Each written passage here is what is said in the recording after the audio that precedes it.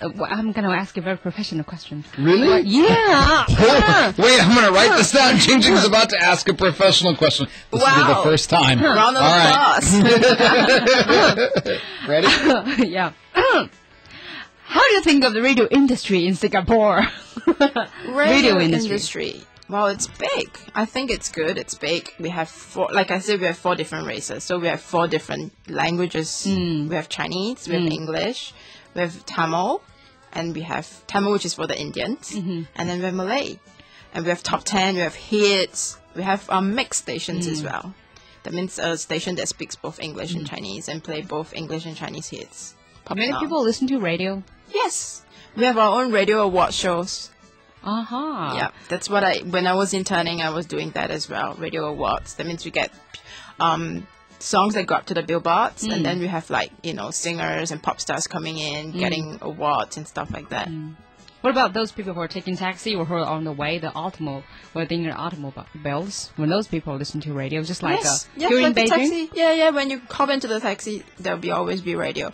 But I find that in Beijing, there's a lot of talking. Yeah. Talking radio, a lot of talking. That's because they all listen to the same station in Beijing. It's like, and it's the one across the hall. Right. It's true. Yeah, it's all about talking, about cross-talking and all that. But back in Singapore, it's a lot of... 3 people talking. Yeah. You have 4 people talking around the table. There's 3 guys over there. But back in Singapore, it's a lot on music. They have classical music. Classical music? Okay, classical music station. You have a Gold FM. That means they only play like... retro music, which I call it, the oldies. Okay, that's one where they play the pop.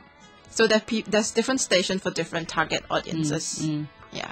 Can you imagine the taxi drivers listen to classical music while he's driving? That'd be cool.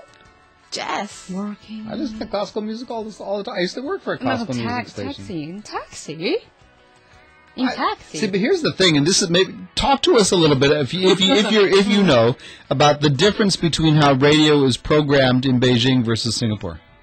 I'm not very sure, but from what I know, right, I feel that people here like to hear a lot on people in Beijing like to hear a lot of the stations are just talk. I don't hear a lot of like hits or like a station that just play music all the time.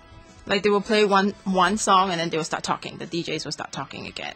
Sometimes I'm like, I'm really tired. I just want music. Can you guys just stop talking, please? Oh, really? I'm going to write it down. Like there are times where I get into the taxi and I go, can you just please turn down the radio? Like you don't want someone just talking and talking and talking. Sometimes the people are telling the historical stories. Yes. Like, or it's like a kind of a drama, half drama. Like, yes. Especially in noon time. Yes.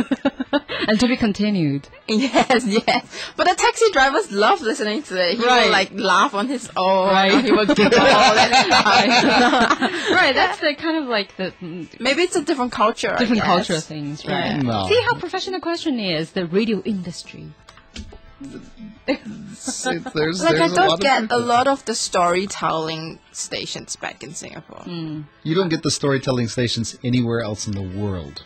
Yeah, except just next door, we have a storytelling radio station. So it reads and tells stories all day long.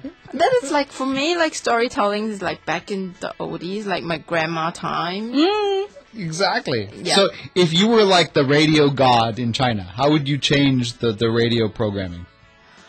Well, I guess it's a bit difficult. It's a bit of education, it depends on how the audiences take it. Because sometimes the audience doesn't like music. They will just miss the stories, right?